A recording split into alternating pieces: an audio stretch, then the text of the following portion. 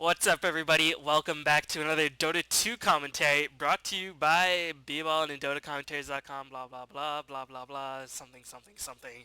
All right, let's go. EHOME versus AL. This is from the Gigabyte Dota Masters tournament, and with me is none other than the Chinese guru himself, Luminous. Hello. Hello. Okay, not fewer words have never need to be spoken, as we have EHOME on the Radiant side and Absolute Legends on the side, Dire Scourge side. And we're already seeing some pretty interesting picks. We had a brief phase in the European scene where Tinker was really popular, and then he died out after they fixed Marching Machines. But we're also seeing a Dazzle pick as well. But other than that, pretty standard picks. I mean, Veno and Night Stalker have been trending out. Veno especially. We still see Night Stalker used a decent amount by like M5 and Navi. But overall, we're seeing somewhat of similar picks in the metagame.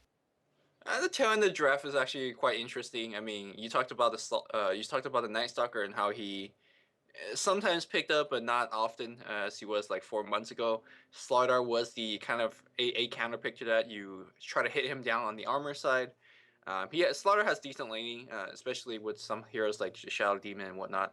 And he's gonna do a fine job here, kind of hammering down on the Night Stalker. And what's better than minus armor? Well, more minus armor, so you get Dazzle alongside with that as well, which does give you Grave. And for a hero against a hero like Night Stalker, Grave is probably the best spell you want because Night Stalker already have to dive a lot to get those kills. And if you have to punish him a little bit more to make him waste a little bit more time, then more power to you. So I really like this combination of the Stutter, Dazzle. They're probably going to be laying together. They're going to be getting a lot of kills together. And it's EHOME playing it, so whoo. Yeah, I remember back in 6.58, I think Slaughter Dazzle was extremely common lane. I remember in one of your commentaries, it was like a Loda game where Slaughter Dazzle was played quite often by old Fnatic. But anyway, just one more thing before we get into this replay because it is quite a long replay. Just let's talk about Tinker and Nature's Prophet on the same team. It Oh. is going to be a pain in the... It's going to be really, really difficult to push against them. But then again, both of these heroes need a lot of farm. Yeah, they definitely do need a lot of farm, but if a game against a Chinese team goes long enough, they will get a lot of farm. It's definitely not hard for them to get farm because the Chinese when they siege up a tower, they take a very long time. And in my opinion, you have two of the best counter pushing heroes in the whole game. Prophet counter push every lane. Same with Tinker, and it's just so hard to push up a hill against Marching Machine. Multiple layers of Marching Machine, as well as rocket spam. So the Chinese have to at least gank someone or put someone out of position. But even so, you have a vengeful spirit to really bail them out. So it really depends on what level this venge is. That's where my X factor is. If the AL venge gets high level enough, it's gonna be very difficult for EHOME to push up the hill. Ha! Chinese ganks. Nice joke. Yeah. Alright, let's go. Ready to unpause in 3, 2, 1. Here you go. And I was just kidding about that because actually, the trend in Dota 1 during the end of it, Chinese games ended in about 30 minutes just because the fast pushing with Lone Druid constantly being picked and banned. We actually see the Lone Druid ban. But anyway, enough about the pick bans. Let's go right into the hero screen as I need to turn on free camera. We're gonna have Chitan playing the Nature's Prophet, Musica playing the Tinker, Snoopy playing the Venomancer, Bleak playing the Nightstalker, and Godot on the Vengeful Spirit. Do you want to go over Yehome? Yeah, we have X on Invoker, who, by the way, I've heard been playing like the most perfect Invoker in China. That's what my sources say. We'll see if is this the case in this game. King J, predominantly the carry player, is going to be playing the Leshrac. Lamb is going to be on support Dazzle. We have 357 playing the Sand King, and then we have Cupid Cat or PCT. Going to be going bot with that Slaughter. He has a very standard build, which is Stout Shield first, and then going into a probably a Vanguard Treads. The reason that you don't see Quelling play first is because Slaughter, when he dives a lot, his sprint is going to be on. He's going to be taking a lot of physical damage. So Stout Shield is generally the preferred item choice, and you're going to see it here. Yeah, just something to comment. We just found out yesterday, actually, eHome was invited to International, so both these teams, this is before they know it, but both teams are in fact going to the International, and these are the lineups that they're going to be presenting. So this might be, I mean, you can't put too much stock into what happens in 3 months, but this is going to be a pretty interesting test because Absolute Legends has been pretty consistent in the Southeast Asian scene as there's just menacing moves dancing back and forth. It takes many to tango in this case, apparently. As we see Bleak getting stunned. Let's see if they can layer a stun. Another nice chain stun. Dazzle healing wave doing a decent amount of damage. And first blood gets drawn. Cupid Cat picks up that first blood. And that's going to be really useful in terms of funding all of his gold and all that. But don't take too much into stock because first blood doesn't really mean too much in these sort of long games. It's very unfortunate. Venomancer missed a Gale, and immediately the Chinese turned around, sensing that there is one spell missing on the enemy side, and they definitely punished it. 5 level 1 spells was dropped for EHOME, and they got a kill. And it seems like the Dazzle Slaughter lane is going to be mid instead. Always odd to see a Slaughter or another melee here on the mid lane, simply because you're losing a lot of lane control, but if it's a 2v1 situation like it is, then you're getting something in return, so... they are going to control Musica's Tinker. Hopefully he's not going to go for the March build, although March build in a 2v1 situation is pretty decent. Meanwhile, we're going to have the Lesh Sand King dual lane up against a very, very potent tri-lane, but not much range on their side. Of course, Scale is a decent range, but in terms of just physical harassment, King J should be able to take that off. Looks like Snoopy is going to stay out of experience range, allow Night Stalker and Vengeful Sphere to get up some. But we see a lot of wards already being placed in the Radiant side of the jungle. And meanwhile on the top lane, X is going to be playing against Nature's Prophet. Shaitan is doing a nice job in terms of ushering him away. And of course those streams only give up like 2 gold when you kill them. I think 13 is what you're looking for, but yeah, it's not enough gold worth it, and it's you take you an hour to actually right click on them. They do have 550 HP. And a couple of, it takes a while for it to knock him down. And what Shaitan's doing, very good micro, just keeping him MY. MY doesn't really care, considering that he does have really good regen. From that Quas, he is going to be going for Quas Wex. Maybe Quas Exort, but if you're going Quas Exort, you have Exort already by now. I want to really point out the warding by the Radiant, though. By this warding here, they have one that overseeing the rune spawn. Like, they don't really care about the bot ganks. The bot lane is supposed to be a somewhat of a defensive lane, and they are playing as so. They really want to make sure they win top and mid as well. As we saw a courier flying in, and Prophet trying to kill it with teleportation. He was thinking about it. Always worth it, man. Even if you feed, it's like 700 gold for your entire team. As looks like a Gale manages to hit 2 people. Godot gets chain stun, and Sandstorm is going to be popped. Godot might be in a little bit of trouble. One more hit, and the lightning. Nice job by King J picking up the lightning and getting that last hit. If he didn't have the lightning, then Godot would be able to escape easily. Did you know that a courier gives you a whole bunch of VXP? I did not know. I found out the other way. I was playing with 715. He was like long lane and windrunner. He knew he was up against a tri lane. He was like, forget that long lane. So instead of going into a tri lane, he stood like, between the tier 1 and tier 2 tower on the Radiant side. Just stood between it, off the side. And he just saw the courier came and then sniped it and hit like level 2.5. I was like, oh shoot, new strat, new meta. Just forget about tri-lane. Forget about the long lane. You should bring back mechanics and do a mechanic on the courier section. As looks like Dazzle picks up a kill and Cupid Cat will be able to escape just fine. But yeah, you should put that in a DWS. It's a 175 for your entire team too, man. It's like way more. And of course, we lost the tier 1 in like 2 seconds, but still. Dive on the bot lane here. King J down to half HP. Snoopy taking down a tower as well. Smurf is going to miss here, but King J taking a lot of damage. Snoopy taking a lot as well. The Nightling is going to get them to kill. And right off the get-go here, Absolute Legend, in my opinion, is already huge in the back. For King J with salve up, it's going to turn around, but there's a teleportation coming in from Shaitan, and it looks like Shaitan is going to get the kill against King J. Very low HP on both sides here, but I gotta say, EHOME is winning this lane. You expect a tri-lane to be dominating. In fact, they are not dominating. They're losing in terms of EXPN, and that means EHOME is getting the hero advantage on somewhere else on the other portion of the map, and they are getting it mid. So Absolute Legends got to figure something out. Of course, the Prophet gank did help out there, but they didn't even get too much gold in return because Prophet had to use a TP scroll to get back, and that's 135 damage ring. So Absolute Legend is on the back foot, and they got to get some ganks going. All of these are just being really, really aggressive by Absolute Legends. As you see another kill being picked up, EHOME King J picks up another kill, has put 2 points in the lightning, so he's going to go for a bit more of the lightning build, rather than going for probably a push-heavy edict build, rather. Because this is a very defensive lane, like you suggested, and I don't expect too much push. They want to get their farm up on the Starter and on the Invoker before doing all that. But yeah, just Absolute Legends being really, really aggressive, and all these chain stuns by the Sand King have been really nice in terms of catching at least 2 people in every stun. So really well done by QQQ in that scenario. Meanwhile, Slaughter and Dazzle picked up the bottle. Actually, I saw Dazzle had the bottle for a bit, but no, Slaughter actually picked that up. Gonna do a nice job in terms of controlling the runes. We're gonna see Veilmancer switch to the mid lane, seeing that Musica is not really having a good time, just checking out the early gold item, whatever graph. Too many graphs. Go Graph is about a 2,000 gold lead for the Radiant side. And this is actually a smart switch here for Absolute Legend. They notice that they can't get too much done on the bot lane. So they're like, you know what, we're gonna just farm passively on both sides, and they're gonna trade farm. Trading farm is okay, but it's not that good as we see a dive on the mid lane here. Musica is gonna be going down. The Grave is going to slaughter, so he's not gonna care about the tower hit, but perhaps Prophet teleporting in. It looks like the poison was able to bring him down. Prophet brought down Dazzle as well, so good rotation here from Absolute Legend. And you saw how important it was for Venoman, so defensively with that Gale.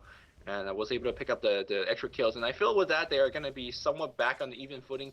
QQQ, though, despite being a support Sanking, already up to level 5, and already have a boost of speed, so he's not the bootless support Sanking that we so often see. He's actually doing a lot of dirty work, and he will continue to do so, because he's not too far from Arcane Boost, if you think about it. After 1 or 2 successful ganks, he's got it. And at that point, I think like having a Sanking with Arcane Boots and the high level as a support, that's the best thing you could have. It's the best thing in the world. I Yep. can't really think of too many other things, other than of course D-warding with Sentry Wards. I mean, Yes. that just That is no, actually that is legit best thing in the world. yeah. Meanwhile, since Furion is doing a nice job in terms of getting back in the game, so he leaves X alone for mid lane. X picked up the phase boots already, and looks like there might be a bit of engagement as nighttime has hit. Snoopy gets changed on. Edict is gonna pop, and Dazzle picks up the immediate kill. Nice transition, and keep in mind Dazzle did put 3 points into that poison touch, so it will stun for a second along with 2 seconds of slow. So. And it does a pretty good amount of residual physical damage, especially in this early game when heroes don't have very much armor. Quick question: does stun before or after? It's I 33, always get 66, and then stun for 1 second. Okay, so it stuns at the end of the thing. Yeah, it stuns after Okay. after the second duration of the slow.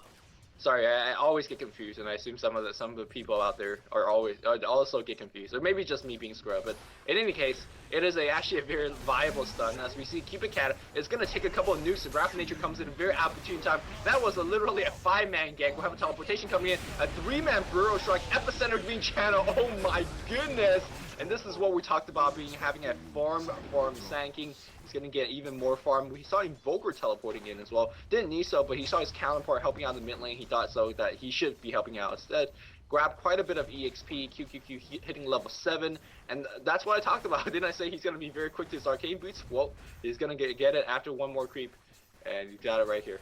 Yeah, a little bit of surprise there actually that Slaughter died because Dazzle did have Shell Grave up, but no matter. I think EHOME will be extremely happy to take that trade. X doing a nice job teleporting into the mid lane to get off the EMP at the very least, and then just Epicenter melted the opposing team. And Epicenter this early on, if he gets a really fast Blink Dagger, Absolute Legends will be in a lot of trouble. And meanwhile, Night Stalker has not really done too much. Level 5 still, and it's already been 2 minutes during this first night, so he's not getting much action at all. Nope. This is some Luminous action going on. don't trip. Luminous get massive amount of action. My bad. You get Crystal Lane. That's all Yeah, that there matters. you go. There you go. Back in the top lane here, Invoker is farming away. No teleport scroll, 1,000 gold in his bank. I assume it's going to be Force Staff, and Force Staff is going to be key. Quite a bit of slows here that you can get Force Staff away, and as well as the Sprout. So, I mean, it's generally a very good item choice. Music is actually rotating up to the top lane here. Only 800 gold in his bank. His Booster Travel is not coming anytime soon, but seems like Invoker might be a little bit trouble as we see a Bermuda Triangle of Death of heroes on top of him. He doesn't have the Force right now. He would much love to have it. He's going to try to tango out. Ghost Walk. Do you have any detection? Yes! That Dust was just deliver on the chicken. Wow. I was like, what is Shaitan doing? He doesn't have dust. Snoopy doesn't have dust. The hero courier coming into the rescue. That's why you can always rely on the donkeys to get the job done. As a little bit unfortunate for X, I don't know if he would have died to the poison anyway, but still a nice job in terms of getting dust, getting detection. But just keeping a track of the farm on the Slaughter, he has the bottle and the boots and the stout shield, and just in terms of overall CS, King J has 32, X has 37, and meanwhile Absolute Legends a little bit further behind, 33 on Shaitan and 26 on Bleak, but Bleak is 0 and 2 and has not done too much with this first. As you see, gonna gank on the bot lane. I just barely caught that. Shaitan and Night Stalker managed to pick up a kill. So Bleak is gonna get a little bit more time to farm up at the very least, and Shaitan is doing a nice job in terms of always being there to gank. Yeah, generally farm is not that important in this kind of metagame where there's a lot of tower pushing.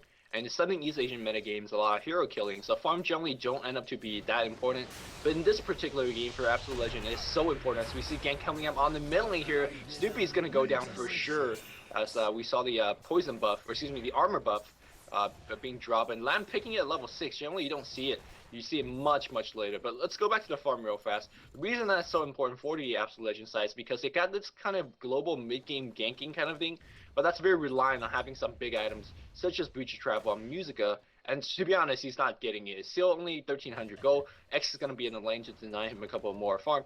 And AL's got to get some big farm. Like their Night Stalker needs to be tank to really assist in that mid game gank.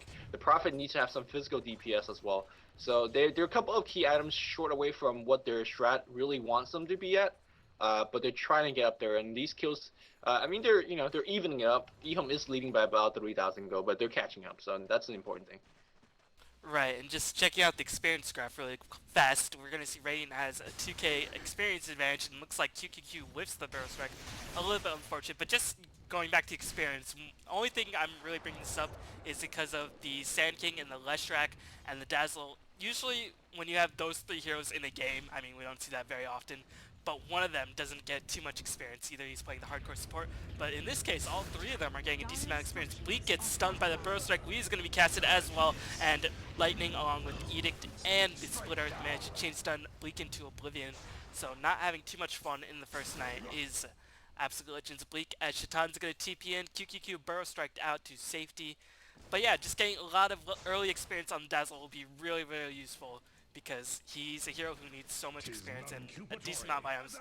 But if he gets all those, he becomes the best support in the game in the late game. Yeah, he definitely is. I mean, rivaling Vengeful Spirit. 4 active spells, all of them extremely relevant in all stages of the game.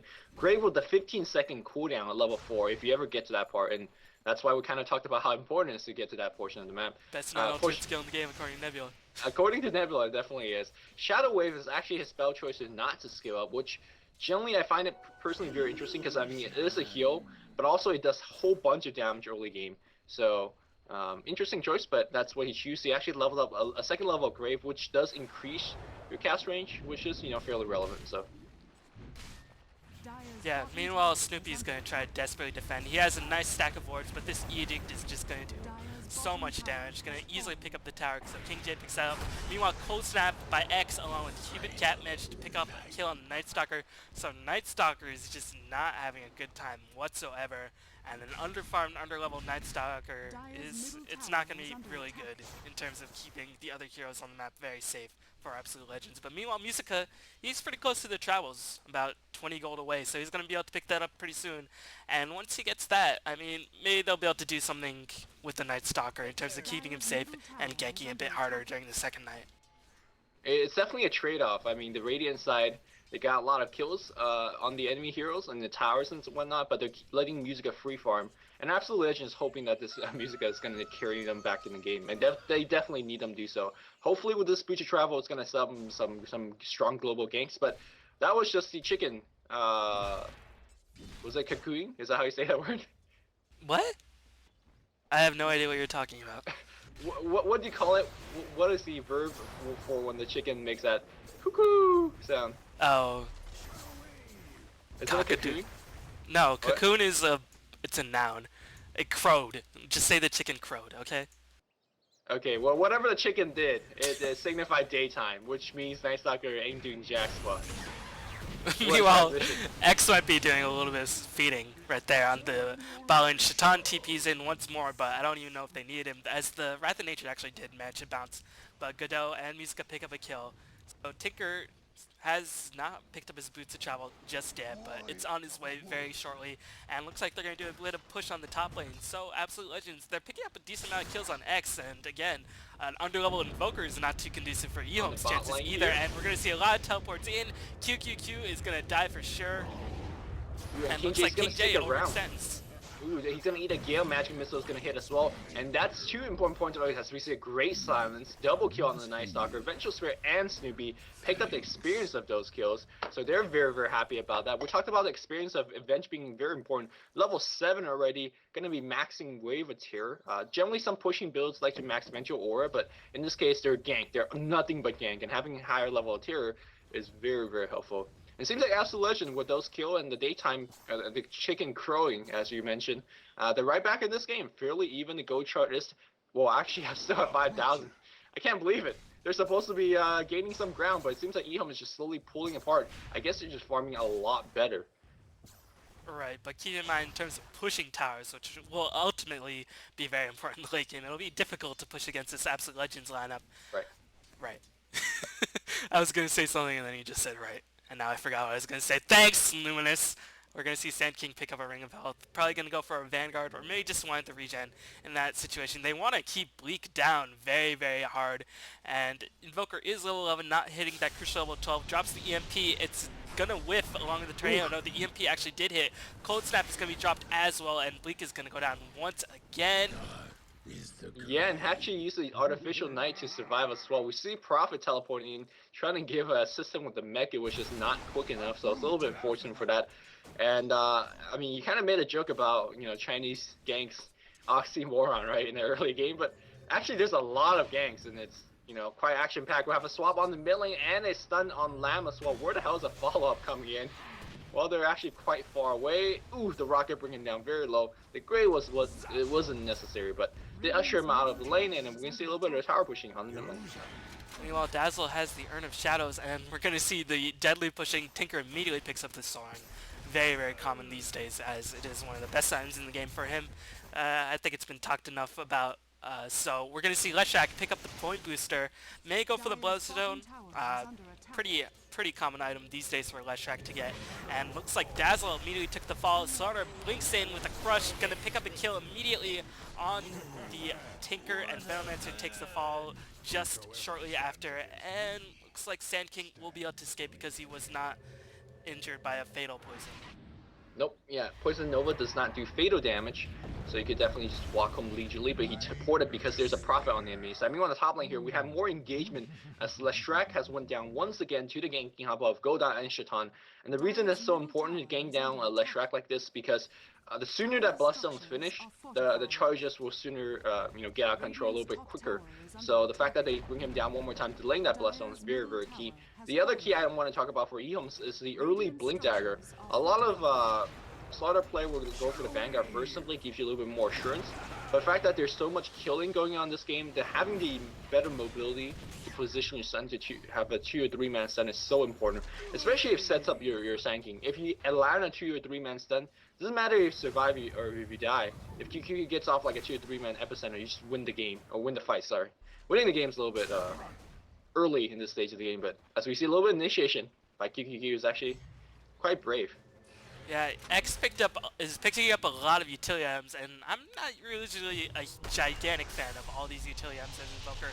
But enough about that. Music is going to be tower dived, but didn't take any of the stuns or the EMP, and he's just dancing around, completely juking the EHOME side. Cupid Cat is going to die for sure, as QQQ died as Shaitan picked up that kill. Is unstoppable already. Cupid Cat is in a lot of trouble. He's going to die to Godot, and EHOME is going to get counter-ganked as some victory pauses going out. Nah, just kidding. As Dazzle actually deconnects.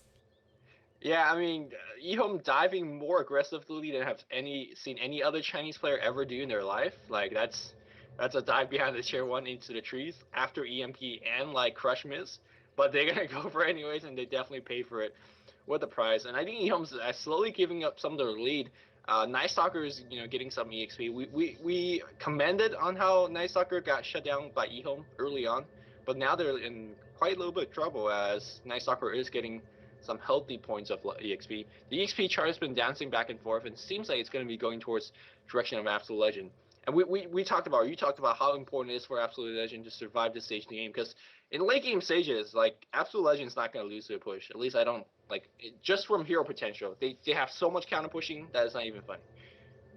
Yeah, as we're gonna see people start to reconnect. But just go back to the Invoker point. I'm not really a gigantic fan of, even in the Dota 1 days where Invoker Counting went for the drums into 4-step, into whatever, phase boots, and then into Yulls, and then into whatever other utility item you can manage to scrounge up. If you give so much farm to Invoker, do you really want all of these utility items on him? I mean, in this case, there's not really too many better carriers. The Dazzle's not going to get too much farm. He's going to ward up a bit and just try to get all the bits of experience he could get, but I mean, all these utility items, do you think they're really necessary on Invoker? Just your I personal opinion, because I don't play Invoker very much. I mean, personal opinion wise, I mean, we see the pro players all the time go for the same build. So obviously there's some benefits to that, and the benefit is you have a very strong mid game And it that helps your team concurs. by a lot. Right, it concurs with you hitting level 17 because you are farming quite a bit, so you're seeing a lot of XP. So you are making a beast of a strong mid game hero, and that's supposed to give you a very decisive lead to win the game very soon or like soon after.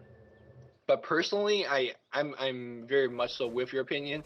I feel like Invoker, he's just infinitely better with the Hex. And sure, drums and Force Staff is really good, but I generally just go for one, like mostly just the Force Staff, and try to pick up an early point booster, make him a little bit more fighting oriented. And now obviously X is, like my Invoker sucks, and the professional player's Invoker doesn't. So I think it's safer to go with their choice. But personally, I think Invoker, you're right. Like he farms a lot, and he has somewhat of a decent late game potential. If you give him an early Hex or early Acceptor, he just pwns team fight. So that's where I stand on that one. Keep in mind, this is the opinions of scrubs, and Yes. I guess there's a reason why pro players go this build, and oftentimes it does work out for them. So this is just our personal opinion. Like when I see a hero get so much farm, usually I like to go for bigger items. But anyway, enough of that little sidetrack. As Bleak is slowly getting himself back. Let's see what he decides to go for, as he has the Ogre Club. Probably going to go for a BKB.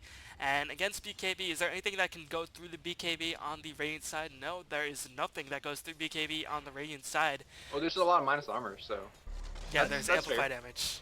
Yeah, and that what's it Weave? called? The Shadow Weave. Yeah. I don't know if that That's goes through BKB though. I think it does. We'll see. We'll see, I suppose. As looks like Shaitan, he's been really involved in all these team fights. Picks up a staff with Wizardry, so probably going to go for a 4-staff himself. And QQQ is going to channel the Sandstorm for a little bit, as just a lot of hero movement, as slowly but surely the game is starting to stabilize out. But still, 29 kills in 19 minutes. Something atypical, as Musica's going to dived upon on the top lane. A massive amount of teleports coming in, as King J is going to die as well. So just as I said, there's a lull in the action. EHOME going super aggressive, and then just a massive amount of TP scrolls going to reinforce. And of course, having Nature's Prophet always good in terms of counter ganking. Yeah, very odd choice for EHOME to dive at this stage of the game. You notice that there is a constant +2 in the form of a Tinker and a Prophet, but despite of that, they're still ganking. So I think this is the point of the game where EHOME should decide to farm here. Burrow Strike, nice Burrow Strike from QQQ. That was like textbook perfect. Burrow Strike as escape and a stun, and wow, that was actually impressive. Why are you such a fanboy? As Bleak versus X in a one-on-one mano-a-mano man fight to the death, and Night Stalker managed to take the victory. Night Stalker is obviously the better man. It's a demon versus an elf. Like, come on. Yeah, but that elf, he ain't got no eyes, man. That's pretty creepy. That's fair enough. QQQ is getting a lot of farm. He does have enough go for his Vit booster. Let's see if he's gonna actually do so. Another small tip for Sand King players out there is before you Burrow Strike, hit all the creep once to get the caustic buff on it, and then you Burrow Strike the entire creep where it blows up, and it's actually very fun to see. He's actually maxing caustic finale, a fairly uncommon choice, but it is gonna give you a lot of damage in fights, but more importantly, it lets you push a lot better. So. Yeah, I mean, in this case, against very aggressive pushers, in the form of Tinker and Furion, we're going to see Caustic Finale actually do stuff, especially when Sand King is out of mana, such as in this case. But meanwhile, just to go back to the fact that there are so many strong pushers, only one tower has been taken by Absolute Legends and 2 towers have been taken by EHOME. So again, this has been a very gank-heavy game, but not much towers have come from these ganks at all. So who do you think this slower pace of the game favors? Even though there's a lot of ganks. Yeah, I feel like if the game just goes slow like this, I feel their EHOME squad is a little bit better. 5 of their heroes, walk into the late game fairly decently. They don't have anyone that stands out like a Morphling or a Spectre that just dominates the late game, but all 5 of their heroes are fairly efficient in the late game. Whereas on the Radiant side, I feel like Venomancer kind of sucks. in a late game situation. Like I said, poison damage just becomes a little bit, useless. But with that said, though, Absolute Legend has so much advantage when it comes to Roshan engagement because, again, for any Roshan or uphill siege, you're gonna sit there for an hour, and having Tinker and Prophet like gives you so much better positioning. But forget about that. Blink gets initiated on the mid lane here, gets defensively swapped out. We talked about how important that is. Ganking comes in with a huge epicenter. Goda survives long enough to take a lot of more damage, but he's gonna go down. Musica goes down as well. And it looks like Tornado picks up the Invoker, or excuse me, picks up the Night Stalker. Night Stalker is gonna just run out because he's simply so fast. Snoopy doing quite a bit of damage with his poison, but will he be going down? He takes a little bit of lightning strike, and they're gonna just back off. No, a poison touches on him. Defensive Gale comes in, as well as a splitter. It looks like King J might be going down to the right hits of Shaitan. Not enough damage. A blinks in from Cupid Cat. And Snoopy gets, wow, huge poison, Shadow Wave. It's going to bring him down. Shaitan down to half HP. Riot coming in. No more mana for the stun, but the bashes are coming through. Night Stalker gets one kill on X in the back line of things, but that is going to be it. 4 for 2. I think there's a lot of buybacks, so hard to call who won that fight. No, it was 4 for 1. It was Okay. 4 for 1 because Dazzle actually did a really, really nice job in terms of managing his mana. And Shaitan is going to get chain stunned down, and by chain stun I mean just stunned, as he dies in the middle lane. As Leshrac picks up the unstoppable streak, he has a soul booster, and he's going to be able to pick up his bloodstone right about now. So 6 charges up there, and with that Leshrac, he's going to charge in first. He's going to do a lot of damage with his Pulse Nova Edict and all that jazz, and then when he dies, he gives up a massive amount of burst steal for his team. So Leshrac for charging in. This is a really, really strong items. But just to go back to Land's play on the Dazzle, one of the hardest things I find with Dazzle, especially when you don't have anything like Arcane Boots or anything like that, is mana management. But he's just did a brilliant job, kept his Sand King alive when he was about to die with the Grave, and just doing so much damage. Again, you saw how much the Shadow Wave damage did in terms of bursting down the Venomancers. So we're seeing the power of Dazzle in these teamfights, and as the game goes on, these long and longer teamfights will go even more so in the favor of the rating until Tinker gets something like a Hex, or there are multiple Hexes are going to be bought by the Dire side. Yeah, I feel like Dazzle is one of those odd support heroes that as the game goes on, he only gets stronger because of his teammate strength. And that, I mean, that, again, you asked me who, in the long game, who's going to favor, and I think with Dazzle, it definitely favors the EHOME squad. It looks like we're going to have a denied attempt here by Lamb. Lamb's going to get that one off. So back, big team fight breakdown on the bottom here. Tornado hitting everyone. King J losing HP very rapidly, but he is still alive right now, and that's the important thing. Blink in this behind the tree line. He's going to be surrounded by 3 or 4, and that team fight will be in the favor. Before I say that here, we do see Musica dying. He did get a double though. Starter is chasing. He does have mana for one more crush. He is going to get off on Shaitan, I do believe. And here comes the Burrow Strike on him as well. Where's the amp damage? No amp damage just yet. QQ gets stunned up here, and he lucky bashes. No lucky bashes. Sprint is going to be running out relatively soon. A teleportation comes in from Musica after a buyback, and with the laser rocket, that is going to chase everyone away. Meanwhile, a little bit of engagement here between the 2 support. Goda running away. He's probably going to deny to the neutrals. He's going to try. He does get denied to the neutrals. The minus armor actually very helpful in that regard. And that team fight seems like, again, in the favor of the Radiant side. And Actually, it was even, if you don't count even? the deny. I mean, well, if you there count was a the buyback from Tinker as well, though. And he died. Did he and die? Lesh died as well. No, Tinker didn't die. Oh, he just poured it out like a Yeah, boss? he just poured it out like Wow. a boss. Okay, so, and I think that, with that in mind, then, I think it's more toward the favor of the Dire. Yeah, I think we really saw the power of just, 5 people were all there on the Absolute Legend side during this tower. We saw Nightstalker actually hiding in the trees, so when Slaughter came in, Nightstalker was literally right next to him, just saying, hi, what's up, man? Slaughter, of course, got the stun off, but, that's pretty scary just to have a Nightstalker all up in your grill like that.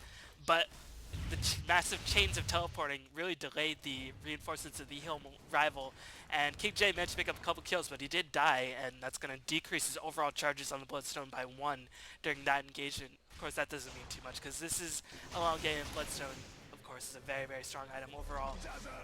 As we're going to see a bit of a push on the top lane, but now I think we're going to see EHOME start to struggle in terms of pushing down towers, and overall getting the map control that they so desperately love. I think one of the really, really strong strengths of the Chinese though is just taking control of the map and just dominating their way, even if they don't get many kills, which in this game, I mean, doesn't matter because there's 43 kills in 26 minutes. But in games where there aren't so many kills, map control just becomes so much of a giant advantage. And in this case, against all these pushers, EHOME's not going to get their trademark map dominance that they so love to get. Yeah, I absolutely agree with that point here. Having again Prophet and Tinker very helpful in that regard, and also what eHome is known for is setting up those ganks when they do set up. Very rarely they get the numerical advantage, and that's not going to be the case in this case as well. So eHome, a lot of their playstyle advantages is going away. A very interesting choice of Sanking. I think you talked about it before. He opted for a Bring of Health and then just goes straight up to a Vanguard without finishing that blink. I feel like he just feels confident enough to just just walk in and get off his epicenter, and his epicenter has been actually not canceled. So I mean, whatever decision that 357 is going through is correct one because he is still getting off his ultimate. Also, a very interesting item choice for King J. Generally, when he's feeling that he's very confident how the game is going, after the Bloodstone, he would love to get something like a Boot to Travel. So even when he dies in a team fight, the team fight goes a little bit longer. He respawns very quickly, and then Boot to Travel back again. So we see a Roshan steal from Absolute Legend. But in this game, he feels that he needs the Black King bar, and he needs the survivability, and that is the correct choice. He definitely needs it. It looks like we have a little bit of Roshan engagement. I do believe Absolute Legend is going to steal this one. Oh, here comes a swap here against MMY. He nice dodge. Ooh, really quick fingers on that one, but it looks like they're going to initiate on Snoopy. Nonetheless, Snoopy losing HP very rapidly. The Mecha healing him back up, and it looks like a post Nova doing quite a bit of damage, but King J is silenced. He's trapped between the Sprout. Starter gets one kill on the Venomancer. He gets graved up as well, and he's still doing massive amount of damage. He's going to turn back like a boss. King J going to get a two-man splitter. His healing coming from Bloodstone, helping out his teammate Sandking. We talked about how he doesn't need a Blink Dagger, and he cements that once again by getting off a huge epicenter. Gets himself a double, and I think that definitely was an EHOME saver as Shaitan is running, as well as Tinker going back to farm up top. Yeah, I mean, we just saw the BKB delivered during that in teamfight. When I saw that going out, I was like, uh-oh, EHOME might be in a little bit over their head. But we just saw the massive amount of durability on EHOME's part, just able to tank so much damage. And nice job by King J as Cold Snap's going to be cast out on Musica. QQQ gets silenced. Nice job by the Night Stalker in reinforcing. And Force Snap's going to be brought up, but EHOME X manages to pick up the kill nonetheless. So Night Stalker's attempts at saving his allies are in vain, as X is 2k gold in the bank, no big items just yet. Meanwhile, Slaughter is going to try to desperately get up to that BKB, because we saw when you don't have the Vanguard, Slaughter dies pretty fast. I mean, even with the Grave support, which was actually casted on the Leshrac, Slaughter dies really, really fast. So he's going to really, really need to get that BKB as soon as possible. But no, they're going to get King J, keep up the farm on this lane, going to get him the BKB rather in this case. What do you think of this decision? King J getting the BKB, I feel like it's a very, very strong choice. I mean, we talked about the lack of physical damage on the Dire squad. Well, I'm not sure if we talked about it, but there's a gank on the top lane here, and Absolute Legend Sleepy is... Whew, didn't even see that one coming. It looks like nice Ghost Wall being dropped here, and that's gonna bring them out. But I feel like King J going for the BKB is decent. I kind of don't like it to get it this early. I'm 30 minutes not early by any means, but BKB is one of those items that when you get it, you get immediate effect, and each use after that, the charges goes down. So I think it's a little bit better maybe to get another item and then get the BKB after. Do you know what I'm saying? Yeah, I hear you. That's where I stand. But hey, it's King J.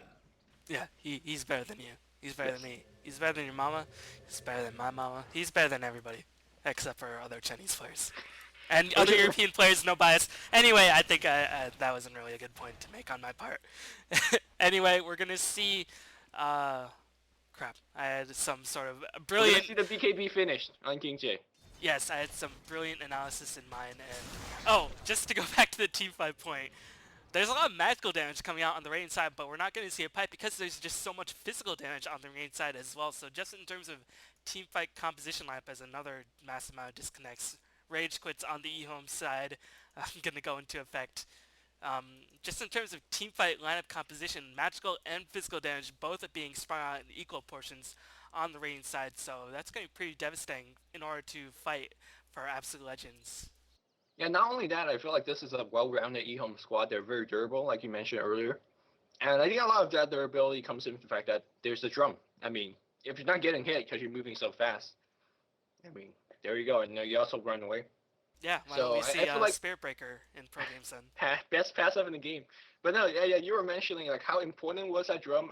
It's very hard to see the effects of a drum because it's not a big damage item that translate into directly killing heroes. But again, if you're surviving, you're running away, you're chasing better, then that directly translates to kills as well. So that's why Invoker loves to get it. And if you ever been paying attention to his movement speed, when he's phasing, he's hitting almost max movement speed like constantly, and that's another benefit of a Wax Invoker with phase and drums. Like you just have perma haste, which is pretty cool. If you never play Invoker with perma haste, well, you're missing out because it's one of the funnest thing in the world. Yeah, just going over to Absolute Legend side, they are still very much in the game. Of course, if EHOME loses any lineup or any team fight, or even if they win a team fight and leave one of their opponents live, Nature's Prophet and Tinker can just teleport, just be a thorn in the side of EHOME, push down towers, or just prevent the push rather. Meanwhile, we saw Nature's Prophet pick up the Necro 3. Let's see what he decides to go for after his core is pretty much complete. He has 500 gold in the bank. Maybe going to start saving up for buybacks in case he does die, just to delay pushes on the lane, because all three of the towers have been lost on both sides. So now we're starting to get into dangerous territory. Meanwhile, Night Stalker still has that Aegis of Immortal. 1500 gold in the bank. Let's see what he decides to pick up. Aghanim Scepter, it's a pretty good buy on Night Stalker in any situation. But I think in this situation, I think he might want to go for some more physical DPS. Even though there's a lot of plus armor on the range side. Maybe going to go for an AC or something like that. I think Night Stalker, if Night Stalker doesn't get any physical DPS, I mean, then you're going to have to rely on Nature's Prophet to get it.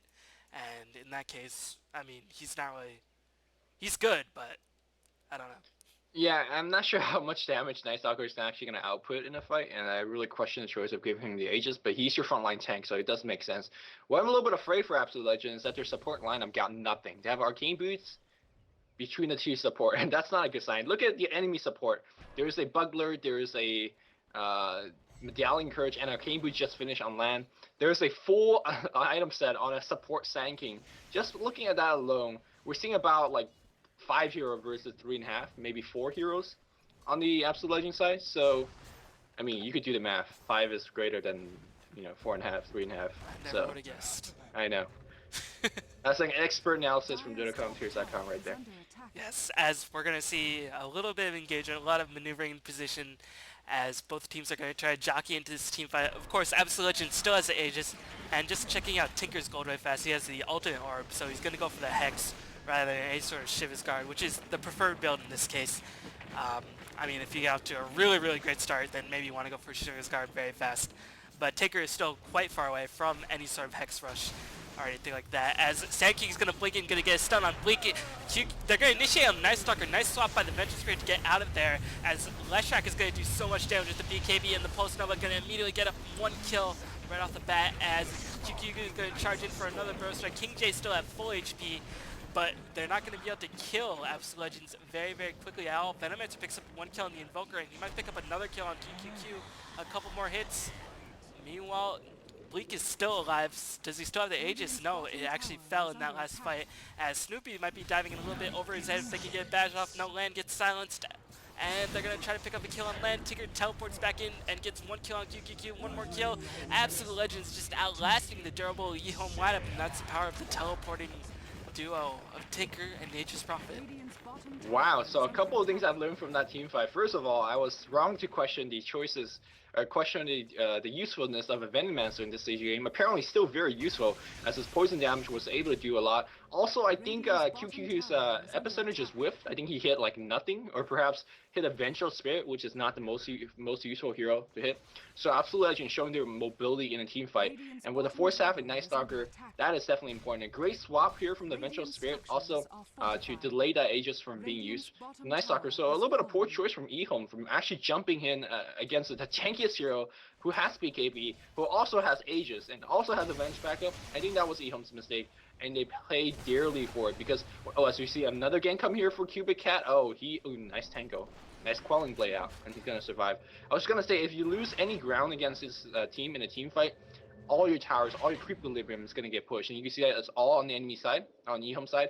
It's gonna be up to EHOME to take a long time to push out every single lane, and that's more time for Absolute Legend to gank and farm. Meanwhile, Sar just picked up the BKB for himself. But just to go back to the point of outlasting that I made earlier, the teleport is just teleporting back in and out of fights. Tinker just doing that very well, just getting in the middle of the action with his Force Staff, just constantly firing off rockets. And I think in this case, it might serve EHOME well to pick up some sort of mechanism or a pipe.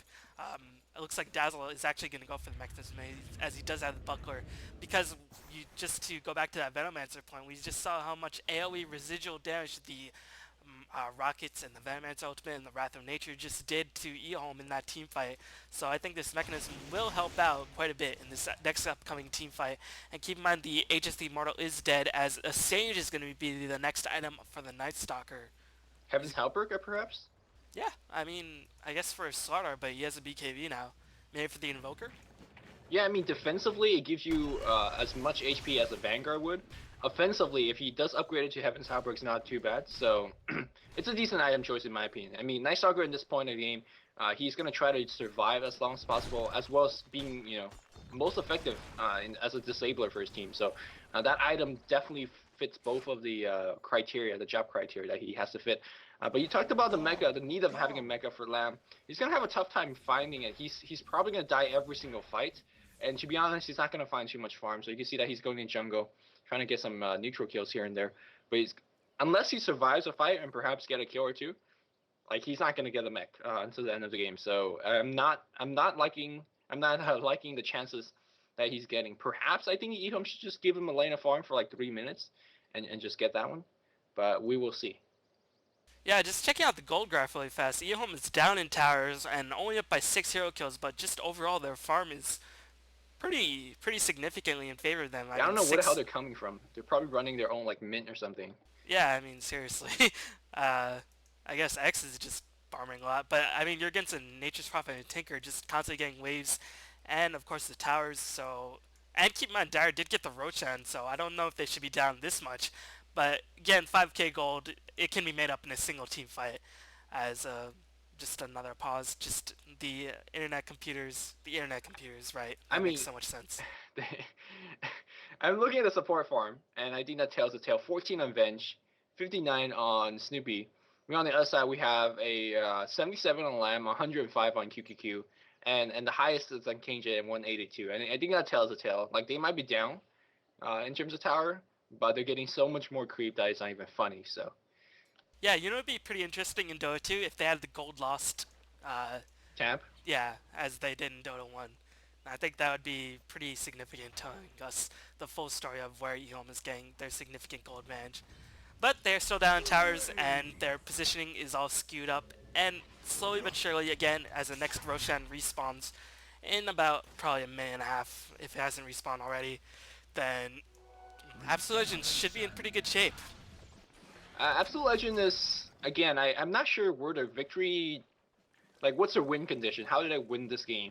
Because in a full scale team fight, they had the Aegis last fight, and that really came down from the, I guess, poor initiation of an EHOME. But I don't expect EHOME to keep making those mistakes. So, like, how is Absolute Legend gonna go on the high ground? We talked about how EHOME is gonna have difficulty going to high ground, but how's Absolute Legend gonna win this game? That's my question, and I don't see it right now. Well, keep in mind Tinker is probably one of the hardest carries in the game, just because he's just has refresh hex so many times.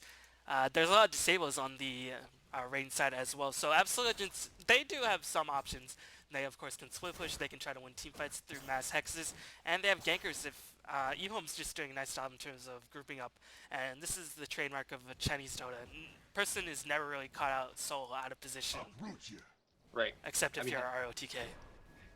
How many RT and DK count out a lot for a Chinese player, but yeah, how many times in a pub game where you have a farm void, he's like winning, he's carrying every fight, and then one fight it's like, oh no buyback, get caught out by himself and then lose the game? Yeah, you're not gonna see that here, hopefully. Meanwhile, Venge picks up another bracer, so just overall very slow item progression on the part of Absolute Legends. And if Tinker does manage to get his hex, which is he does About have the 800 Mystic gold? Staff, so he's about Yeah. 600 gold away from that hex. So that'll be pretty useful in terms of limiting the power, but there are BKBs on the range side. Maybe if he can hex X or hex the Dazzle, that would be really useful in terms of stopping the EHOME durability and just the disruption that those two heroes cause. And maybe that's the way that they're going to plan to get their victory. As Lesh picks up Boots of Travel himself, going to be really useful in terms of stopping all these pushes that are going on his side of the map. Yeah, not only that, I mentioned how Breach Travels combines very well with the Bloodstone, where you die, you respawn quite quickly, because you have the Bloodstone, and then you come back in a team fight immediately with the Breach Travel. So it basically is an Aegis, a weak one at that, but it's an Aegis, so it's pretty cool. So we see a lot of G Storm likes to do that, a lot of Queen of Pain with Bloodstone likes to do that as well, and King J. doing the same thing. Yeah, but he hasn't gotten any additional Bloodstone charges. He's It's been been dying dying. a lot. Yeah. Yeah. I mean, of course, the more Bloodstone charges you want, the better. And he's got that Bloodstone pretty early, so, I mean, this isn't really too significant. Because, I mean, even Bloodstone at 6 charges is still a pretty good item. But it doesn't really do too much offensively for you. Lan is going to try to finish up his mechanism. He's about 500 gold away from the full mechanism. He needs to get the headdress recipe and the mechanism recipe. So maybe they're going to wait for that. But meanwhile, looks like the Dire, they want to get Roshan up for them. And they're just going to push out the waves. And with all the high mobility heroes on both sides, to be exact, it's going to be really interesting to see how these teams approach the next Roshan engagement. Again, Roshan engagement, Absolute Legend has the advantage. Venge for Scout, Venge for defensive swap. You have two global heroes in a sense. So if they're saving for buybacks, they're basically 7v5 in an engagement. You see a creep wave constantly being pushed, and that forces King J to go back and defend. But he does have route to travel, so he can find a nearby creep wave and come in very quickly. But Shaitan, if he gets caught out like this, he's going to be a little bit of trouble. Yep, he gets caught out. He's going to go down. The question is, does he have buyback? And the answer is yes, he does. So immediate buyback here. Yeah. Are they going to go into Roche? Yep. Looks like they are, as no ultimates were used. Actually, Dazzle Weave was used, but it's going to be cooling down very, very shortly, as just a barrier of wards are going to be popped up, and looks like Absolute Legends doesn't want to commit, but just go back to that gank. Smoke was popped, and Absolute Legends did a nice job in terms of microing trees to scout, but of course I didn't see anything. As looks like Silence is going to be popped on the Sand King. Bleak already used up a lot of his BKB seconds, and Godot is going to die immediately. Meanwhile, the team fight is all over the place. Looks like Nightstalker is going to retreat after his BKB is cooling down. Heaven's Halberd is complete, but EHOME is just doing a nice job in terms of ushering away the opponents. And Necrobooks are going to be killed by the illusions. I mean, it's going to be the end of that engagement. Yeah, despite the fact that Absolution got initiated on, we're just seeing a little bit of power of the March Machine, how much damage it does. And that was constant with the healing of Lamb factor in. Like, March Machine is no joke as in a team fight spell. Like, you never really worry about it because, like, oh, just, 20 damage, 30 damage, but it adds it very, very quickly. Unfortunately, with the Wand victory of EHOME, they cannot still go into the Roche Pit because all Dire lost was Avenge, and Tinker's still up, Prophet's still up, and again, going to the Roche Pit, it's somewhat of a difficult because you never know when Prophet and Tinker decide to port away, and you're going to lose a tier 2 tower, and then they can still come back and defend it. It's really, really a big commitment if EHOME wants to go into Roche Pit and commit to something. Meanwhile, Tinker has picked up the Hex, Invoker has picked up the Hex as well, so we're starting to get to that late game territory where one mistake will be fatal. Of course, Absolute Legends might have a little bit more outs for this stage of the game, but in the late game, where, Radiant might be coming a little bit overpowered, it's going to be difficult for them to get Rex, like you mentioned earlier. But right now they have Hexes up on the Tinker, so gonna have the refresh Hex, gonna have the Heaven's Halberd on the Night Stalker, so disable an attack, and they're gonna go into Roche Pit once again. And now EHOME is out of position. King J has the Boots of Child teleport back in if he needs to. Meanwhile, Invoker is gonna walk back into the mid lane. Absolute Legend's gonna retreat, so now we're gonna see the Deadly Dance continue. It's actually quite a slow game in that instance. So you see EHOME gonna be dewarding a little bit. He does have the mech finish. Should be coming the way right now. And I feel like Absolute Legend is... I mean, this strat is really based on not getting ganked, but they're getting ganked a lot. Snoopy got jumped on quite a bit. Shaitan, we saw in the last engagement, got jumped on. They're out of a buyback, and that's the reason why that the Absolute Legend is playing this defensive. They're going to try to set up a gank of their own. If they can pick off King J here, that's going to be huge. He does have buyback and boot travel, so he come right back. But this is a big bait, and now I think the Radiant might be falling for a bait of themselves as they're walking into a ward, so they do see where X and perhaps where Cupid Cat is, and they definitely see where QQQ and Lam is on the mid lane. So this is actually a very safe gank if they want to just die for it, but man does have a BKB. Probably if Snoopy and Venge gets a little bit out of position, they'll just die to the Post Nova as well, so kind of precarious position. Indeed, as King J is just gonna be the last defender for that tier 2 tower. Absolute Legends, all 4 of them are here. Shaitan is gonna push back the middle lane, as looks like EHOME is gonna suspect something's up and they just group together themselves. Meanwhile, it looks like Absolute Legends, they might want to get a tower push, or they might just be pushing out the creep equilibrium. But even if they do, I don't know if they have enough physical DPS in terms of bringing down that Roshan quite quickly themselves. So EHOME, they might be able to stall enough to get back in position if the creep equilibrium is pushed far enough. Kozak kind of trapped in no man's land. He wants a backstab initiation, but his team just ditched him. So I was like, oh, okay. Well then, I'll just pour it out. Hopefully he doesn't walk out right now. King J is kind of just chilling there. Meanwhile, on the bot lane here, we did see, I think Tinker or Prophet was pushing a little bit. Meanwhile, EHOM's just pushing a little bit on the mid lane. I kind of am very curious what each team's game plan is. Like, because like just from the hero movement, I kind of cannot tell what exactly is going on in this game right now. Looks like EHOME, they want to get that Roshan. That's probably their game plan. They have Medallion and Starter amplify damage, and we have a Starter for Roshan. You have a giant advantage, but just a mass amount of teleports back in, and Dire are going to reinforce that. So Roshan is going to live to fight another day. He is scared, that Rock.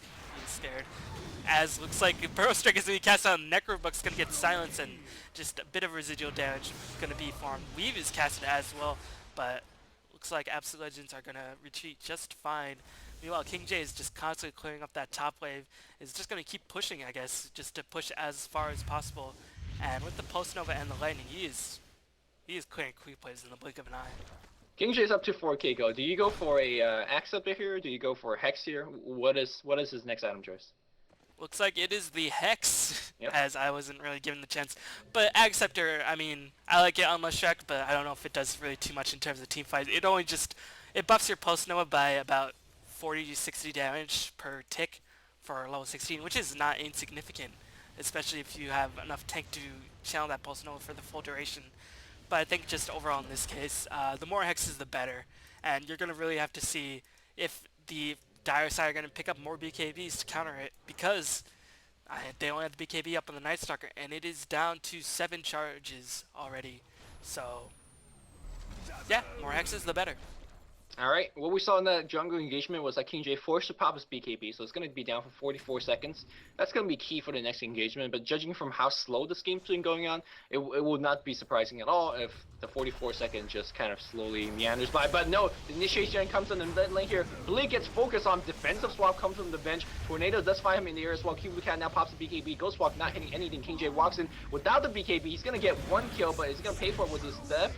He's okay right now. He gets hexed up. He's silenced as well. I think King J without the BKB charging like that, not the best choice. We are going to have Grave. QQQ comes in right now. His Wind Dagger is cancelled because of the poison damage. King J is Grave, so he's going to live to fight yet another day. Will the poison damage and punish him? No, the healing from Dazzle.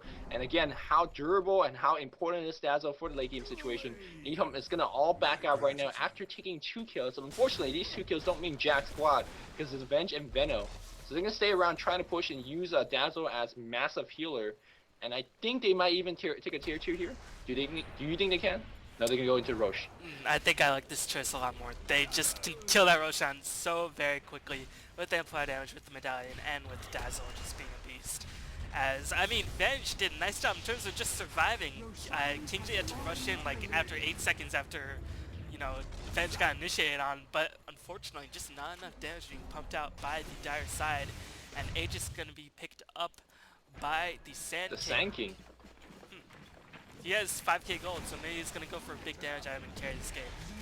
Like a Divine Rapier. Yes, as you see, Shaitan getting initiated on. Weave's going to be casted once again, and BKB is up for King J. He has full mana. He's just going to channel that ultimate for so long. Mechanisms popped as Nature's Prophet gets the first kill on Slardar, as we see the downside as Tinker picks up kill on X, as we're going to see the Aegis Sand King not doing too much. EHOME QQQ is going to try to get the Vengeful Spirit, but can't even get that. EHOME Invoker is going to buy back, but EHOME just fell apart in that engagement. They had the BKB, and I guess Epicenter really what they needed. Yeah, the game plan was like, oh, as we see more people decide to feed together, QQQ is slowed up here, and Bleak is just on top of his grill right now, and he's gonna get Grave. No Grave! Lamb! What? It was on cooldown.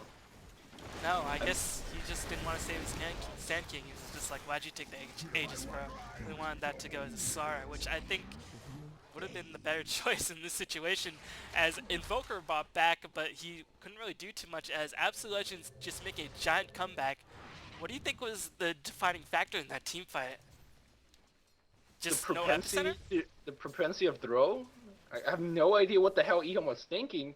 maybe there's like, oh man, we won that team fight without BKB on Lesh, and now we have BKB on Lesh. That means it's go time, right? We even have Aegis. Unfortunately, Epicenter was the key thing, the key factor, and they did not have it. Um, yeah, that I'm gonna put Absolute Legend in the lead right now. They took away the Aegis. They have better map control here, even though they're down by 7 kills, and they're looking to take some tier 2s. And EHOME gotta defend this one perfectly. We are seeing that Slaughter's effectiveness start to wane, because I mean, you saw how quickly he went down that engagement. Marcher Machine is just key in these team fights. Again, they look like they don't do too much damage, but they actually do a lot here. Tinker 4 staffs in, and it's gonna go on King J. There's a Hex on Cupid Cat, and it looks like King J is doing mad amount of damage, but his BKB charges down to 5 seconds, so um, if you can survive him, as we see a huge Sun coming in here, a big meteor ball on top of everyone, Link in a little bit of trouble. He pops his BKB, but the BKB Slaughter is chasing him down. I think he might actually get the last hit. No, looks like Godai is going to drop off matching missile. Meanwhile, Epicenter comes in, and that's what they needed in the last engagement. They definitely got it here. Snoopy's going to go down here. King J very happy with how the team fight comes out, because he's got himself a lot of charges here. Lamb, very low. He's going to die to the poison, so yet again, I'm proven wrong, as the Venomancer is still very relevant. Hyperstone gets picked up here by Slaughter. So both team kind of throwing away advantages back and forth. So just as I said, Absolute Legend has the advantage, while EHOME does now. Yeah, I mean, just checking out the gold graph, when you said Absolute Legends had the advantage, I mean, they're still down by 10k gold, and it's sure to climb up a bit more. Nice job by Nature's Prophet and Tinker not to buy back, because even though EHOME won that team fight, they fought it on their side of the map, so they can't really push in. So I think this is a smart job. I think it's, rather than the gold, it's just to save that buyback cooldown is the more important thing. So not buying back is the right situation in this case, no Roshan, so why bother buying back? Yep. But yeah, Venture Spirit denies the tower, as we saw the power of Epicenter really just doing a work. And alright, what do you think? I mean, Venomancer really just doesn't have anything. We're seeing the item disparity really start to come back to haunt Absolute Legends. I mean, 15 minutes of the game, you really want Nature's Prophet to have more than a Necro 3 and a Mecha to his name, rather than just, you know, those two items. Maybe have a Hex, maybe have an Aghanim's, maybe have, you know, some damage or something like that. But really, just a massive amount of gold disparity is starting to make itself known. So Absolute Legends, they're in a bit of trouble in my opinion. Yeah, I mean, Prophet could get farmed very quickly, but even if he has to go for it, like if he hits 3600, I'm not sure he will still buy the buy the Hex, because he might just want to stay for buyback. So, and that applies for a Tinker as well. So I'm not sure where Absolute Legend is, as we see a Vid Booster gets picked up. So Slaughter, very interesting choice. Hyperstone into a Vid Booster. Just want like massive amount of survivability. I thought he was gonna just try to finish the AC, but no. Okay, fair enough. Yeah, I mean, you already... I think the attack speed's all he needs, because you have so much minus armor already. AC's a pretty good item anyway. But I guess in this situation where you already have a lot of armor on your side coming in, and you know, you don't have the Aegis, and if your BKB goes down, you're pretty much dead meat since you're the first one to the battle. Vid Booster is a pretty good buy in my opinion. As we see a Lincoln Sphere attempt on King J. Yeah, it is a Lincoln Sphere. We thought it was a Hex, but Matt Trolls. Lincoln Sphere is one of those items that it gets better and better as the game goes on, because you're a lot more survivable. It's a very high frequency that your Lincoln Sphere blocks 2 spells in a team fight because you're surviving for that long. But it's not a Hex. Where do you stand on this one? I think since King J is pretty much the primary damage dealer on this case, getting all the survival you can and just tacking out the Bloodstone charges like he's doing is going to be really, really useful. And if he does die, he'll have more Bloodstone charges to pop back into the team fight like you suggested. So, yeah, I mean, you already have a good amount of Hexes on your side already. They don't really have too many BKBs, so I think Lincoln Sphere is a pretty good choice in terms of keeping King J alive, which is really all he needs. Alright, fair enough. We'll see if it pays off in the next team fight. Absolute Legend's gonna let the tier 1 tower go, or tier 2 tower go for free. And they even pop a glyph for this. I really dislike this choice. We talked about how Absolute Legend is really good in terms of defending up the hill, but if a glyph is down for 6 minutes or 5 minutes, whatever the cooldown is, that is a signal for go for EHOME. I mean, what that glyph do? It's like delay 5 seconds? Yep, All right. 5 seconds. That's it. That is not a good choice in my opinion. Well, hopefully it won't come back to buy Absolute Legends, but it might just give EHOME the incentive they need to push back in. Maybe it's a trap. It's like, oh man, look, we use glyph. Come kill us, guys. Yeah, man. As King J They're might be in a little bit of trouble. Jaws oh. theme music being popped as the BKB goes through and no Vengeful Spirit to get in range for the swap, so King J is just going to run out just fine, and it is at the 5 seconds already, so it's going to be back up in 45 seconds, or 55 seconds, but already backed up to 45 seconds already, so he'll have it for the next team fight, so just a little bit of positioning. Meanwhile, Nature's Prophet is just going to keep on doing his thing. He picks up the Ginsu, and he does not have enough for buyback just now, so the Absolute Legends are probably going to wait for a buyback in order to do anything. But even if they take a team fight, I'm not really too sure what they can do. Looks like Tinker's going to go for that Shiva's Guard, so just try to stack up this Tinker as much as possible. My phone's ringing, so take care of it if you want. Alright, I gotta solo carry this. I'm just forever alone in this situation. Meanwhile, just more positioning, more even or just dancing around by both teams. Night Stalker really is just not doing too much in this portion of the game where he's just sort of, you know, as it didn't do too much in the first night, so he didn't really get the steamroll advantage as I just accidentally pressed a button. But we're just really seeing the high farm on the EHOME side just really controlling the game as they just have such an item advantage, in my opinion. Just, I mean, Leshrac has almost 400 CS, and meanwhile 2 other heroes on their team have close to 200. One person has 250 X, and just everybody has over 100 CS on EHOME side, so I think that's just being the really deciding factor in this game, which is odd Yep. against a Tinker and Nature's Prophet.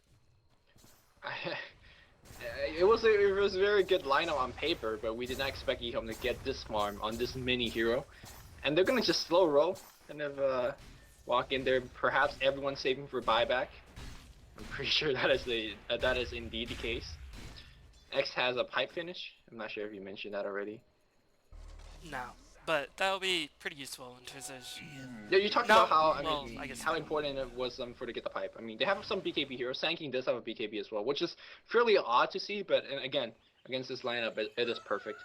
Are they gonna go on the high ground? That is the question. EHOME seems like that is going their case. They finally took a while, but got most of the lanes pushed out, and that exactly was what they're looking for. They don't want to have some backdoor as they're pushing. As we see Bleak getting initiative on Bleak, fairly tanky at this point, with the plate mail and the Heaven's Halberd like got initiated on by Slaughter. It wasn't really carrying that much. Seems like they gotta back off. Yeah, this is what we talked about. It's so hard to push up a hill against Absolute Legend. And this is, like you said, they have so much advantage, but they can't do it even with having those advantage. And that's because Tinker and Furion are just like most annoying heroes to play against. Yeah, definitely. But I think actually King J pushes faster than either of these two heroes in this case. Unfortunately, he doesn't have the global TP, so he can't really make that into fruition. As they're just sort of strong down, trying to group back up, try to get some sort of team fight, because if they win a team fight, they win the game. Because Shaitan, he does have buyback now. Snoopy does not have buyback. He has picked up a drum, so that's something for Absolute Legends, but not very much in this situation. As they're going to slowly push back the mid lane once more. QQQ is going to stand in the front lines with the BKB and the gem. So let's see how Absolute Legends is going to respond to this. Night Stalker's 3.2k, so he does have the gold to buy back. Meanwhile, Tinker is just pushing the top lane to oblivion as they time the Roshan nicely. They're probably going to lose a tier 2 tower in the top lane, but they're going to pick up the Aegis and the cheese for their troubles. So overall, a win for EHOME. Ooh, losing a tier 2 on top like this might mean like a pretty big thing. Like imagine the following scenario. Somehow EHOME lose the next fight, right? They pick up agents to cheese and that makes it seem less likely, but if they lost a fight right there, Tinker and Furion just racks them top, so it's actually a lot more riskier move than it actually entailed. But King J's gonna port back and settle that one. And look at what Furion and Tinker's doing. They're like, okay, you defend top, we'll go bot. It's just so annoying. Furion by himself is already annoying. Like now it's just doubling it up, annoying more. More annoying. We're gonna see a smoke up by the Absolute Legends side, but EOM's just constantly, if they have one person pushing, everybody else is gonna just follow the other person as it. Swap is gonna go on for X. X gets stunned, silenced, Hex just gonna get completely nuked down, and he dies. He does have enough money for buyback. Let's see if Absolute Legends are gonna keep chasing for somebody else. Slaughter is gonna blink out. He does have the Aegis, so that's probably gonna be the end of that chase. As Absolute Legends are going to go in the aggressive, but EHOME X does have the buyback, and he's not buying back. Yeah, he's hoping that Absolute Legend won't push. Absolute Legend's like, no, we'll push. This is actually the slight lead that they have been looking for, and they got it right now. But I wonder Absolute Legend will fight the fight in the base if they see X buyback, or perhaps EHOME wants to wait for the fight to really break out. Have Absolute Legend to commit in the fight, and then the break. There's you go. There's initiation. There's a buyback. Immediately they're gonna focus on music. No swapping. Use QQQ's episode. Not doing too much to be honest here. And now the focus goes on Bleak. Bleak is gonna take a lot of damage. Just swap out on the Slaughter or Cupid Cat. He does have the Aegis, so he's gonna be fine right now. As we see initiation on Bleak. Bleak does go down, and MMY in the backup line is gonna kill Godat. They're gonna be chasing for Musica. Musica, if he takes a Burrow Strike right here, he's gonna be done. As there's a Burrow Strike, and Splitter to follow up. He is going to go down. Absolute Legend kind of got baited. Great move by EHOME there. Saving for a buyback. Perhaps they're trying to feint out that they didn't have a buyback. And right after initiation, they bought back at the most perfect timing, and EHOME is going to go take a mid-rex. Perhaps. Perhaps. No, they're just gonna chill. Well, No, it Tinker looks like buys back, yeah. so... Well, I mean, Vengeful Sphere and Venomancer. No ward stacks, no Venomancer ultimate. That's something, I guess. So I think EHOME, it's a pretty good chance. Otherwise, they're gonna have to endure even more just lameness until they win another team fight. But yeah, I mean, it was pretty much a 4 for nothing in that exchange as X did buy back, but two heroes on Absolute Legends bought back themselves. Meanwhile, KJ is just filthy rich, 7k gold in the bank. They're going to kill the Necromoons immediately. Sand King takes the brunt of that damage, but is not even phased, as Dazzle is just healing everybody for so much it's worth, as Weave is just proving its mark. Looks like a lot of initiation going to go on. Shaitan is going to be the first one to fall. Bleak is going to go mano a mano versus Cupid Cat, but Cupid Cat, he did not have Aegis, it did die, but he does get graved up, so he's going to escape. Looks like Shaitan manages to buy back. He didn't die in the last fight, so that's going to be the end of that. QQQ is taking a lot of damage. Looks like he does die, but meanwhile, Leshak is picking up double kills, triple kills, all sorts of kills. Going to try to kill Snoopy once more, as King J is just putting in so much work. This is the power of Leshak, as X is going to take one more hit. X escapes. Multiple graves being cast in that team fight, saving his teammates, as King J might finally escape. Let's see, Grave will be up in 3 seconds, so they can't even kill him, as Slaughter is just gonna blink in. EHOME is just completely outlasting the mobility of Absolute Legends, even with the massive amount of teleporters, and EHOME, they're gonna take this game. Just want to point out that that team fight lasts over for like 1.5 minutes, perhaps two. King J kept his post Nova on the whole freaking time. Yeah, he only has 50 regen per second. Half the time he realized, like, oh, actually there was nothing around. Oh, let me turn that one off. That was like 15 seconds after he realized that. But the amount of regeneration on King J is just simply too much. They won that team fight not because of great positioning, not because of like perfect initiation. That was just a brunt of overpowering strength. That's how they won that team fight. King J turn on, press V, and he's just like, oh, whoa, sweet game. Game was easy. Game was nice for EHOME, as they're used to these very long games. But we see the power of Leshak. He can be played in so many ways. King J ends with over 10k gold in the bank. Pretty ridiculous. 400 CS carry Leshak. I mean, we see Leshak in the European scene being played as a level 1 pusher. This is why he's con first pick, first ban. But EHOME gonna play him as the hard carry, just gonna carry his way. And just a very, very intense game. Keep in mind, this is something we don't see too much in Chinese games, just a lot of kills. We saw over 40 kills in about 20 minutes in the early game before it started to slow down a little bit, so nice game overall. Yep, GG indeed was. It was kind of slow in the mid game, despite having like massive amount of kills in the early game. But that, I mean, when you're playing against EHOME, what do you expect, right? So yeah, a fairly well played game. Absolute Legend had a great strat, but overall their support did not contribute, I think. Well, I think their big strat was that I guess they expected to win some of the lanes, not really lose like 2 of them. Right, they And lost the tri lane. yeah, and this lineup really focuses on limiting the map control. I mean, if they had really good map control, they could farm the enemy's jungle, but EHOME just managed to stabilize the map control, just overall just gank their way into securing themselves map control, just farm up the jungle, and just really out-farm the opposing team. So I think that was probably the biggest mistake for Absolute Legends, just dying, which is pretty much the mistake in any game. But yeah. You said it, dying is no good. Yes. So thank you all for watching. Any last words? No, thank you for having me. It was a fun but grueling game, and it was nice class, I think. Oh, thank you for honoring us with your presence. As that's going to be the end of that cast. So thank you all for watching and have a fantastic day.